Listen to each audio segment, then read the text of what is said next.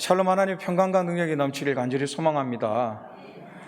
모 예능 프로에 어떤 직업이 소개되면서 나왔었는데요. 좀 생소할 수도 있습니다. 애니멀 커뮤니케이터라고, 쉽게 풀이하면 인간적으로 보면 상담사고요. 이 사람은 동물 상담사라고 얘기할 수 있습니다. 그러니까 동물과 대화를 나눌 수 있는 사람, 그 사람을 이 애니멀 커뮤니케이터라고 하는데요. 그 사람 중에 이 하이디라는 사람이 굉장히 유명합니다. 예능에도 많이 나왔었고요. 지금 원래 경찰이었는데 본인이 동물과하고 친교하는 것, 또 대화하는 것이 자신의 재주다, 또 특징이다, 특기다라고 생각하면서 직업을 바꾸게 됐는데요. 그 일화를 이렇게 보면 또 예능 프로에서 이제 보면서 많은 감동을 받기도 하고, 정말 저렇구나라는 생각이 들었는데요. 그 중에 한 프로가 이제 생각이 납니다. 어떤 거였냐면, 이 경주마가 있었습니다. 경주마가 있었는데, 어느 날 갑자기 사람을 태우기 싫어하는 거예요. 그리고 주인이 가면 사납게 뒷발질을 막 하는 거예요. 주인이 정성스럽게 이 경주마를 키웠는데, 어느 날 갑자기 그러니까 너무나 가슴이 아픈 것이죠.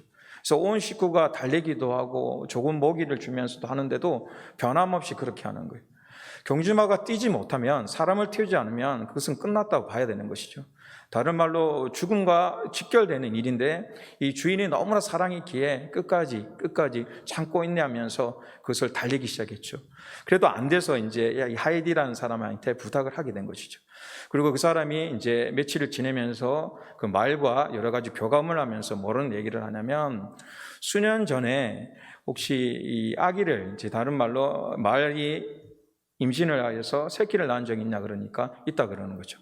그러면서 그 얘기를 하면서 어떤 얘기를 하냐면, 이제 임신을 하고 있을 때 그날 폭우도 너무 많이 치고 그랬던 것이죠. 주인 입장에서는 이제 늘 평소처럼 저녁에도 와서도 볼고 새벽에도 왔었는데 큰 이상이 없어가지고 된 줄 알고 들어갔는데, 새벽 미명에 이 새끼가 나오기 시작한 것이죠. 바람을 불고 태풍을 부니까 이 새끼를 혼자 낳는 것, 그때 누구를 찾았냐면 자신이 사랑했던 주인을 애타게 부르짖었던 것이죠. 그러나 그 주인은 그때 태풍이 불 때 자고 있었고 알지 못하고, 그리고 아침에 일어나서 보니까 이제 피투성이가 엉망진창이 된 것이죠. 그때 이 말이 상처를 받은 것이죠. 어떤 상처냐면, 그렇게 끝까지 함께 해주려고 했던 그 주인이 가장 필요할 때, 자기가 울부짖을 때 돌봐주지 않은 그 상처가 그 속에 생긴 것이죠.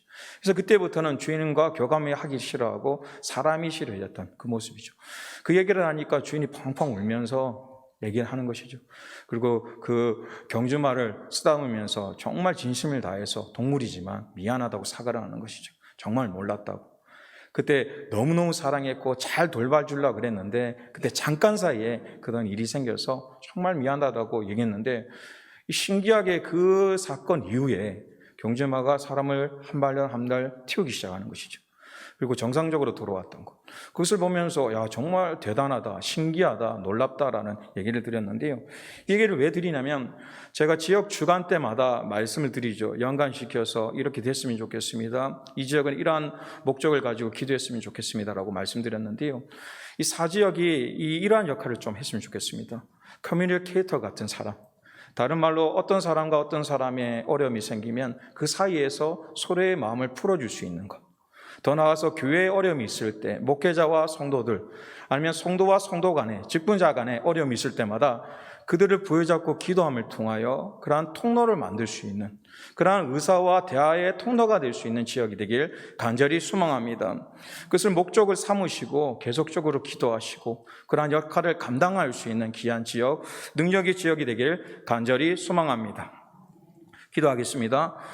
주님, 사지역 주간 예배로 드립니다. 정말 주님께서 중보적인 삶을 우리에게 요청하셨고, 또 주님께서 중보의 삶을 사셨음을 우리가 압니다. 살아가는 사지역에 영권과 능력을 허락하여 주셔서 관계의 어려움이 있을 때 사지역의 기도를 통하여, 그들의 헌신을 통하여 풀려지는 귀한 역사가 있도록 도와주시옵소서. 이들의 기도를 통하여, 이들의 헌신을 통하여 교회에 묶였던 담들이 무너지기를 간절히 소망합니다. 평화의 아름다운 능력의 통로들이 생기길 간절히 소망합니다. 사지역이 하나 되게 하여 주시고 힘과 권능을 부어 역사하여 주셔서 믿음으로 나아갈 수 있는 귀한 지역이 될 수 있도록 도와주시옵소서.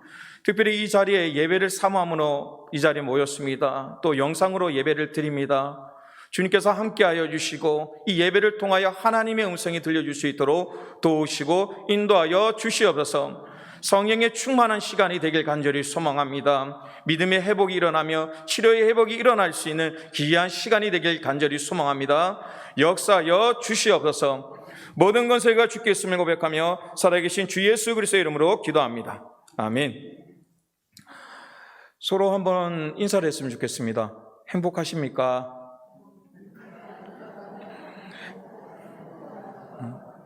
행복하십니까? 그럼 대답을 하셔야 되겠죠.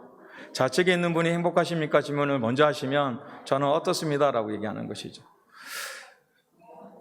대답하기 곤란하면 먼저 질문을 하십시오. 들어보시면 지금 행복합니까? 라는 이 단어가 인생사에 정말 중요한 거거든요. 가정 속에 정말 행복이 있어야 되잖아요. 행복이라는 것은 무엇이냐면 기쁨과 웃음이 늘 있는 것이죠. 때로는 힘들고 어려워도 서로 끌어안을 수 있는 하나의 도와줄 수 있는 힘, 원동력. 그래서 행복이라는 것은 굉장한 중요한 의미를 가지고 있죠. 우리 인생 사는 것이 먹고 자는 것, 또 좋은 집에 있는 것, 그것으로 끝난 것이 아니라 만족이 있어야 하는 것이죠. 그 만족의 단어를 우리는 행복이라고 말씀하는 것이죠.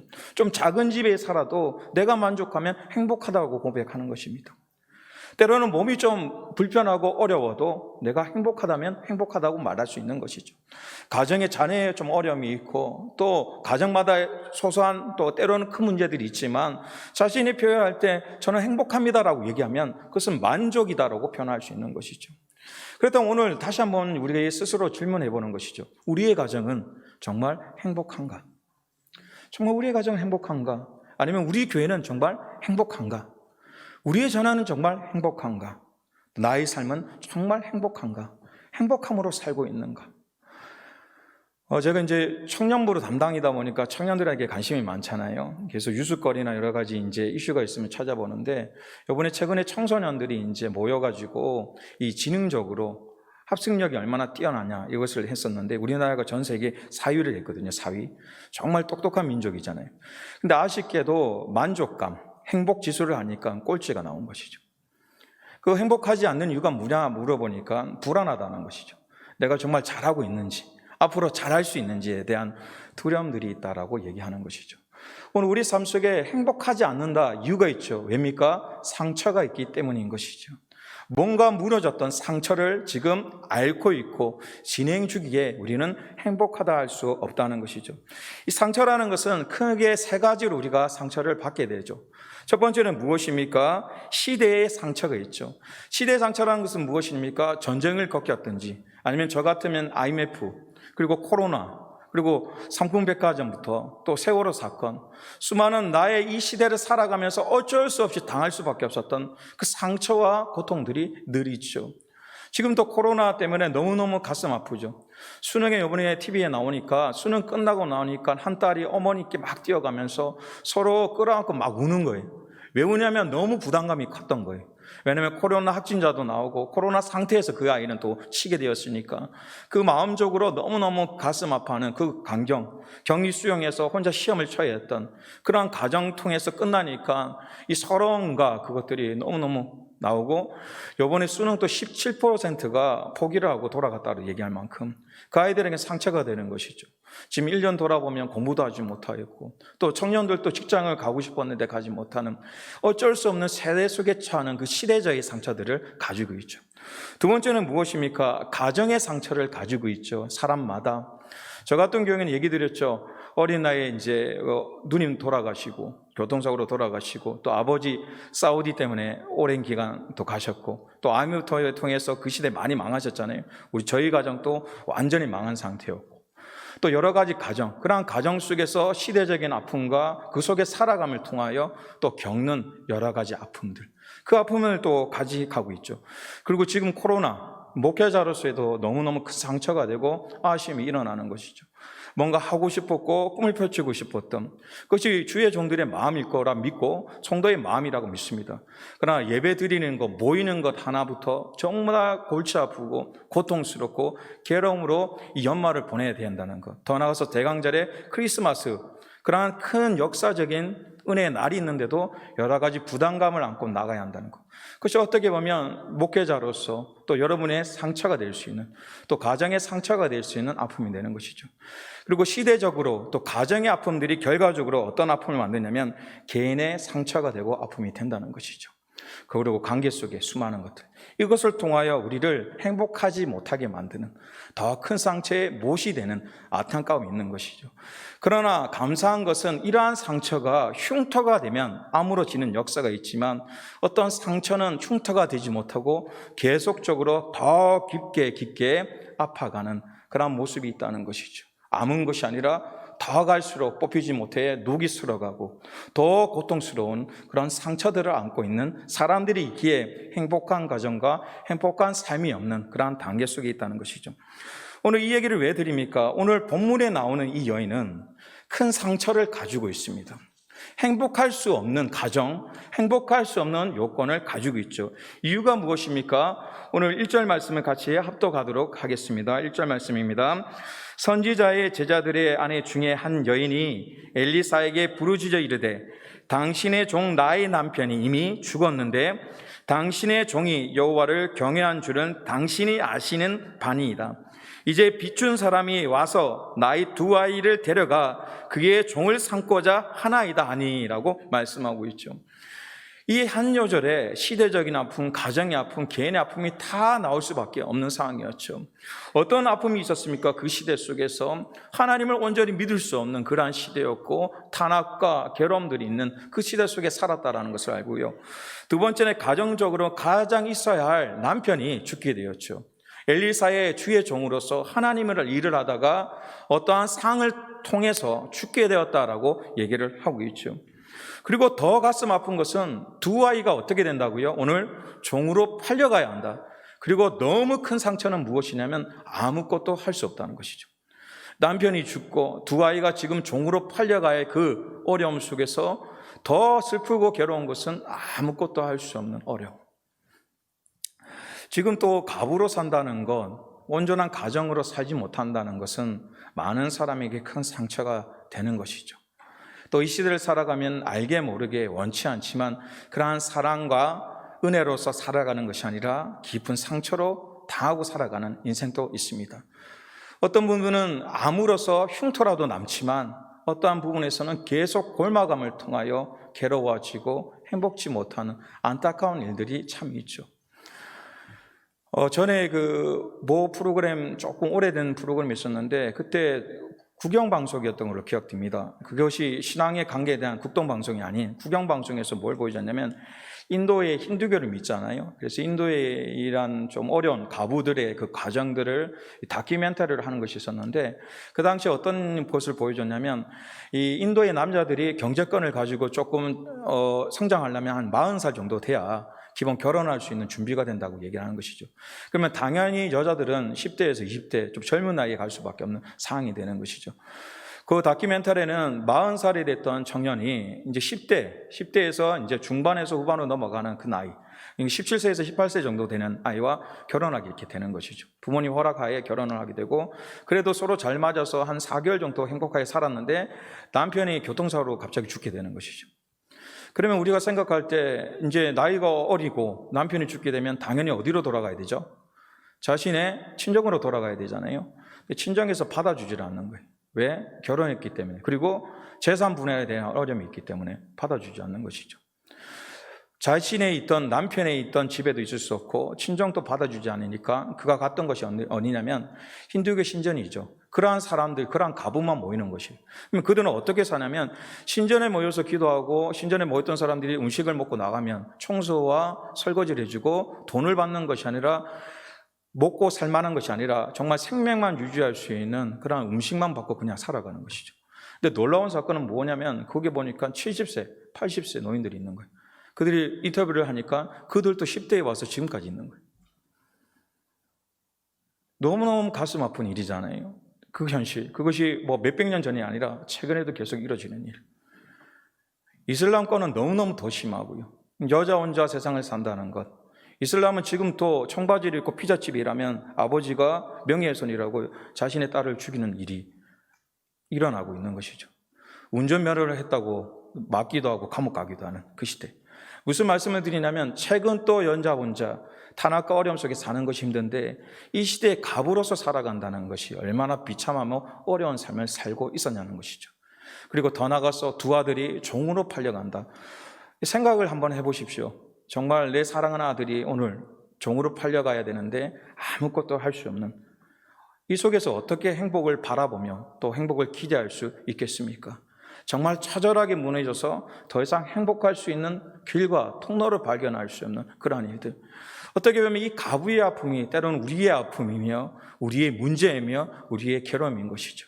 그래서 가정 속에서 행복을 찾고 나가야 하는데 수많은 어려움, 나의 힘으로 감당할 수 없는 때로는 어려움을 통하여 행복을 찾지 못하고 언제 마음껏 웃었는지, 언제 마음껏 편하게 잤는지도 기억하지 못하는 그러한 인생과 모습을 살아갈 때가 있다는 것입니다.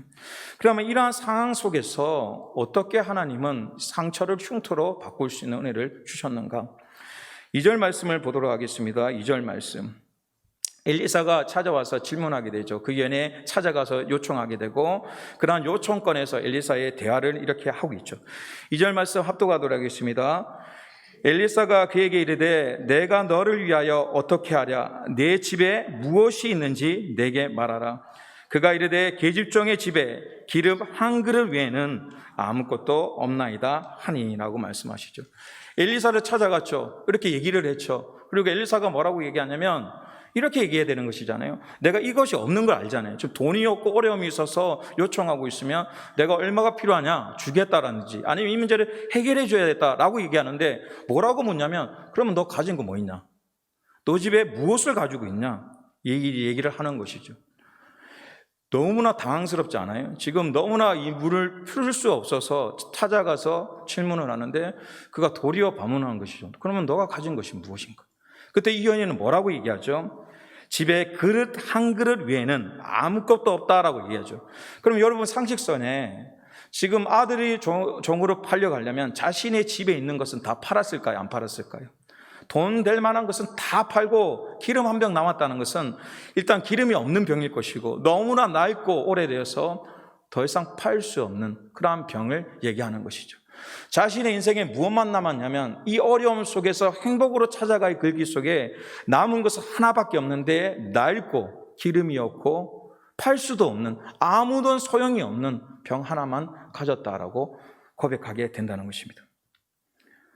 오늘 일침문을 우리의 삶 속에서 해보기를 원합니다. 여러분 행복하시기를 간절히 소망합니다. 여러분의 가정이 정말 주의 은혜로 행복하길 원합니다. 그렇다면 상처를 회복해야 하는데 그 상처를 회복할 수 있는 힘이 없기에 지금 아픈 거잖아요. 이것을 회복할 수 없기에 지금 안고 있는 거잖아요. 근데 그것을 주님 앞에 나와서 요청하는 것이죠. 울며 간곡히 이 상처를 고쳐주시옵소서. 근데 주님께서는 고쳐주겠다 얘기하신 것이 아니라 뭐라고 질문하시냐면 그렇다면 너에게 가진 것이 무엇인가? 라는 질문을 던지게 된다는 것이죠. 이 질문을 말씀을 준비하면서 제가 엄청 고민을 참 많이 했던 부분이죠. 그렇다면 이 질문이 나에게 던져진다면 나는 도대체 가지고 있는 것이 무엇인가? 주님, 나의 괴로움과 걱정과 슬픔, 더 나아가서 행복지 못하는 문제들을 내가 끌어안고 있고 이 문제를 스스로 해결할 수 없기에 지금 아픈 것인데 그것을 주님 앞에 나왔을 때 주님께서는 그렇다면 너가 가진 것이 무엇인가? 라는 질문 속에 어떻게 대답을 해야 하는가? 제가 어려워서 대답을 못하겠습니다. 성도님이 한번 대답해 보시겠어요? 제가 가진 것이 무엇이죠? 남의 일이라고 별로 심각하지 않으세요? 건강, 이제 지금 나이가 있으니까 열정이 있는가라는 생각도 들게 되고 열정이 있나 생각하니까 아직 나이가 젊긴 하지만 풋풋할 때, 전도사 때나 아니면 성령의 충만함, 첫사랑이 있을 때 뭐 비교를 하면 지금 열정과 풋풋한 사랑은 정말 많이 식었다고 봐야 되는 것이죠. 그리고 건강하냐라고 얘기했을 때 알게 모르게 질병도 있고 어려움이 있죠. 또 잘 낫지 않는 것, 이제 나이가 들어가는 거라 생각됩니다. 말씀드리기 죄송하지만 그래서 건강하다라고 얘기하기는 좀 어려워요. 또 육체적으로 피로도 오고 또 힘듦이 있는 것이고 또 암기력이 좋아지나 정말 죄송하지만 그렇지 않아요. 이제 했던 거 이렇게 단어가 떠오르는데 말이 잘 안 나올 때 있잖아요. 그런 경우도 종종 발견하면서 깜짝 놀랄 때도 있는 것이고 그리고 재산 그리고 친구들도 지금 많이 이제 동네 친구들 아니면 목사가 되면서 많은 분의 단절시키기도 하고 만나지 않아서 또 지방을 옮기다 보니까 정말 또 어려움이 있는 것이죠. 그래서 관계적으로 봐도 여러 가지 건강적으로 봐도 이 문제를 해결할 만한 기름 한 병이라고도 얘기할 수 있는 조차 없는 그런 모습이라는 것을 정말 느끼게 되는 것이죠. 좌절할 정도로 절망할 수밖에 없는. 주님 도대체 뭐가 있을까요? 내 삶 속에. 이 문제를 해결할 수 있는 거 아무것도 없는데 저는 기름 한 병조차도 없습니다라고 고백할 수밖에 없는 것이죠. 주님께서 말씀하시기를 원합니다. 도대체 저에게 무엇이 있습니까? 그 해답은 무엇입니까? 너무나 단순한 진리인데 다시 한번 점검시켜 주시고 저에게 말씀하신 것입니다. 그것이 무엇입니까? 사도행전 3장 6절 말씀이죠. 사도행전 3장 6절 말씀 같이 합독하도록 하겠습니다. 베드로가 이르되 은과 그는 내게 없거니와 내게 있는 이것을 내게 주노니 나사렛 예수 그리스도의 이름으로 어떻게 한다고요? 일어나 걸어라. 베드로의 이름 대신 우리의 이름 한번 넣어서 읽어보시겠어요? 이해되시죠? 저는 지원이잖아요. 백지원 이렇게 얘기할 테니까 각자의 이름을 넣고 베드로 대신 한번 읽어보도록 하겠습니다. 시작. 백지원이 이르되 은과 그는 내게 없거니와 내게 있는 이것을 내게 주노니 나사렛 예수 그리스도의 이름으로 일어나 걸으라. 그거는 가지고 있는 것 같아요. 어떤 것이냐면 나사렛 예수 그리스도라고 외칠 수 있는 이 심령, 이 마음. 아무것도 없지만 주님의 은혜로 내가 예수 그리스도를 알기에 그분을 부르짖을 수 있는 이 은혜, 부르짖을 수 있는 이 마음, 부르짖을 수 있는 열정, 주님밖에 없다라고 고백할 수 있는 입술, 그 심령은 있다는 것이죠. 그것을 통하여 새롭게 일어날 수 있겠구나, 새로움이 일어날 수 있겠구나. 주님께서는 우리에게 갈취하거나 탄압하거나 더 큰 것을 받기 위해서 무엇이 있냐라고 묻는 것이 아닙니다. 주님께서 무엇 때문에 우리를 묻기 시작하시냐면 진정한 우리의 마음을 돌이켜보고 진정 무엇을 갈망하는지를 점검해라는 의미를 가지고 있다는 것이죠. 우리에게 무엇이 있다는 것은 고민하고 고뇌하고 괴로움을 주기 위한 질문이 아니라 정말 나의 삶 속에 무엇을 가지고 있고 어떤 것을 정말 갈망하냐, 그 질문을 던지는 의미라는 것이죠. 오늘 나왔던 가부는 그 질문을 받아서 자신의 삶 속에 하나밖에 없습니다, 없습니다라고 얘기한 것이 아니라 저에게 남은 것은 때로는 절망적이지만 그러나 희망적인 표현과 고백이었던 것이죠. 저 아무것도 없습니다가 아니라 낡고 기름은 없지만 오래된 병 하나, 이것을 가지고 있습니다라고 고백하게 된다는 것이죠. 주님은 그 고백을 받기 시작하셨습니다. 그리고 어떠한 역사가 일어나기 시작했습니까? 3절 말씀입니다. 3절 말씀, 3절과 4절 말씀 우리가 합독하도록 하겠습니다. 이르되 너는 밖에 나가서 모든 이웃에게 그릇을 빌리라. 빈 그릇을 빌리되 조금 빌리지 말고 너는 내 두 아들과 함께 들어가서 문을 닫고 그 모든 그릇에 기름을 부어서 차는 대로 옮겨 놓으라 하니라. 아멘. 놀라운 사건이 무엇이냐면 아무것도 없었잖아요. 이 행복을 스스로의 힘으로 이겨낼 수 없었잖아요. 그래서 엘리사를 찾아와서 아무것도 없습니다 요청하였고 있는 것이 무엇이냐 얘기했을 때 낡고 오래된 기름병 하나밖에 없다라는 표현을 하게 되죠. 그런데 어떤 역사가 일어나게 됐냐면 빈 기름 한 병으로 시작했죠. 자신의 신앙과 하나밖에 없는 것. 그런데 어떻게 되었냐면 빈 그릇 한 병으로 시작했는데 어떻게 되었습니까? 엘리사가 얘기하죠. 그러면 가서 병을 좀 빌려와라. 그리고 조금 빌리지 말고 많이 빌려오라 얘기하셨죠. 그리고 두 아들이 찾아나가기 시작했죠. 그리고 돌아왔을 때 빈손으로 왔을까요? 병을 빌려서 왔을까요? 병을 빌려왔다고 성경은 말하고 있죠. 그렇다면 주위에 누가 있었냐면 병 한 병을 빌려줄 수 있는 이웃이 있었다는 것이죠. 비록 빈병이지만 이들을 위해 사랑과 헌신으로서 그것을 빌려줄 수 있는 사람이 있었다는 것입니다. 다른 말로 얘기해 볼까요? 제가 오늘 뭐라고 얘기하냐면 집에 병 있으시죠? 제가 오늘 오후에 집마다 가정마다 돌아다니면서 병 한 병, 낡고 오래된 병이라도 제가 필요합니다라고 요청했을 때 못 줍니다라고 얘기하실 분 계세요? 대부분은 주실 수 있다 얘기하시죠. 저도 마찬가지고. 그리고 다른 말로 얘기했을 때 제가 이러한 어려운 문제가 있습니다. 오늘 그 문제를 통해서 같이 한 번만 기도해 주십시오 라고 얘기했을 때 저는 시간이 없어요. 그러한 기도 할 수 없어요 라고 얘기하지 않는다는 것이죠. 아무도 없다고 생각해왔지만 돌이켜보니까 작은 것 하나라도 도울 수 있는 사랑과 마음이 있었다는 것이죠. 아무것도 없다고 생각했는데 자신이 찾아가면서 두 아들을 시켰는데 이웃이 빈병이라도 그들을 위해 줬다는 것이죠. 와서 말도 안 되는 소리를 안 하잖아요. 빈병을 빌려달라. 야, 무슨 뭐 때문에 빌려주냐? 이러한 일이 있다. 내가 엄마가 좀 빌려오라 그랬다. 그랬을 때 무시할 수 있잖아요. 말도 안 되는 소리. 그러나 그들이 그 말을 이해하고 안타까움으로 한 병 한 병씩 주기 시작했다는 것이죠. 그리고 또 누가 있었습니까? 두 아들이 있었다는 것이죠. 자신은 혼자라고 생각했지만 이 아픔을 같이 할 두 아들이 있었기에 그 일을 같이 하는 것이죠. 가서 병을 좀 빌려와. 혼자 빌리는 것보다 두 아들과 함께 빌리는 것이 더 낫고 있기 때문이죠. 다른 말로 식구, 가정에 통한 또 가문을 통한 친척들, 혼자라고 생각했지만 돌이켜보면 나의 혈족들, 또 함께 할 수 있는 사람, 아니면 혼자였지만 교회 안에서 형제 자매라로 영적으로 얘기할 수 있는 그러한 가족들, 그러한 사람들이 또 있다는 것이죠. 그리고 또 누가 있었습니까? 엘리사가 있었던 것이죠. 아무것도 할 수 없었던, 자신이 남편이 죽은데도 살리지 못하였던 무능한 사람이 아니고 정말 결정적인 순간에 온 마음을 다할 때 자신의 문제를 함께하고 그 문제를 해결할 수 있는 통로의 사람들이 있었죠. 그 사람들이 누굽니까? 주의 종일 수 있고, 아니면 신앙의 선배일 수 있고, 아니면 영적으로 함께 모여 기도할 수 있는 그런 공동체라는 것을 여러분 기억하길 간절히 소망합니다. 그리고 가장 중요한 것은 무엇입니까? 하나님이 그 속에 계셨다는 것이죠. 아픔 속에 남편이 죽고 두 아들이 팔려가는 그 가정, 하루아침에 됐을까요?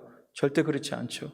1년이 지나고 2년이 지나고 먹고 살 길이 없으니 하나하나 팔기 시작하였고, 더 안 돼서 돈을 빌리기 시작하였고, 이제 감당할 수 없는 그러한 수년과 수세월이 겨누면서 아무것도 할 수 없었던 그 공포와 두려움과 괴로움을 품고 살아갔죠. 그 속에서 얼마나 원망이 많았겠습니까? 하나님이 살아계십니까? 정말 이러한 아픔 속에 무엇을 하십니까? 라는 수 없는 고백을 할 수밖에 없는 고독과 같은 침묵, 그 과정 속에 있었다는 것이죠. 근데 중요한 것은 무엇입니까? 주님께서 그 모든 소리를 듣고 계셨다는 것입니다. 그 모든 과정을 알고 계셨다는 것입니다. 그 과정 속에 그들을 위해 고통스러워하고 괴로워하시며, 더 나아가 느끼지 못하였지만, 체험하지 못하였지만 영적으로 부어하시고 이끄실 수 있는 귀한 역사가 있었다는 것이죠. 그래서 그들의 결말은 불행으로 끝난 것이 아니라 행복으로 다 채워지지 않았지만 새로운 시작을 할 수 있는 통로가 열렸다는 것이죠. 뭐라고 마지막에 얘기를 하고 계십니까? 말씀을 보도록 하겠습니다. 제가 읽도록 하겠습니다. 7절 말씀에 그 여인이 하나님의 사람에게 나아가서 말하니 그가 이르되 너는 가서 기름을 팔아 빚을 갚고 남은 것으로 너와 내 두 아들이 생활하라 하였더라라고 말씀하고 있죠. 이것은 앞으로 계속될 미래에 대한 희망과 더 나아가 지금 문제 해결 속에 새로운 도전으로 나갈 수 있다는 것이죠. 그것은 무엇입니까? 상처를 주님께서 흉터로 만들어 주셨다는 것입니다. 상처가 깊으면 깊을수록 그것이 완벽히 표시가 나지 않을 수는 없죠. 그러나 무엇으로 변하게 되냐면 흉터로 변하기에 그 상처와 괴로움들이 사라질 수 있는 상이 되는 것이죠. 그 과정은 사라지지 않았지만 회복의 능력과 권능으로 나아간다는 것입니다. 오늘 좀 있으면 이제 크리스마스가 오고 우리가 그 예수의 그리스도의 아기 예수의 탄생과 또 다시 오실 예수님에 대한 소망으로 가지고 있죠. 그러면 이 소망 가운데 우리가 다시 한번 돌아봐야 할 것, 다른 말로 우리의 가정이 행복하기 위해서는 무엇을 의지하며 나아가야 되냐면 주님의 말씀과 주님의 은혜를 사모하기를 간절히 소망합니다. 주님 우리의 아픔 속에 침묵하고 계신 것이 아니라 기다리시면서 더 중요한 때 더 아름다운 회복을 위하여 계획하고 계셨다는 것이죠. 그래서 말씀은 뭐라고 얘기하고 있습니까? 오늘 말씀 그가 찔림은 같이 보도록 하겠습니다. 같이 합독하도록 하겠습니다. 그가 찔림은 우리의 허물 때문이요 그가 상함은 우리의 죄악 때문이라. 그가 징계를 받음으로 우리는 평화를 누리고 그가 채찍에 맞음으로 우리는 나음을 받았도다. 대강절을 통하여 또 연말로 우리 가정들의 회복은 무엇으로 이루어지냐면 우리의 힘으로 할 수 없게 지금 어려운 것이죠. 그러면 그 시작을 포기나 좌절로 끝나지 마시고 다시 한번 주님 앞에 나아가는 것입니다. 오늘 말씀처럼 모든 것을 기억하시는 주님, 주님의 십자가를 바라보고 주님을 의지하고 다시 나아가시는 것입니다. 주님께서는 그러한 우리의 부르짖음과 고통과 불행을 그냥 침묵으로 지키는 것이 아니라 십자가의 손으로. 왜 그렇습니까? 주님이 십자가를 통하여 우리에게 평화를 주시고 나음을 주셨기에 그 손으로 부여잡고 함께 걸어가기를 원하십니다.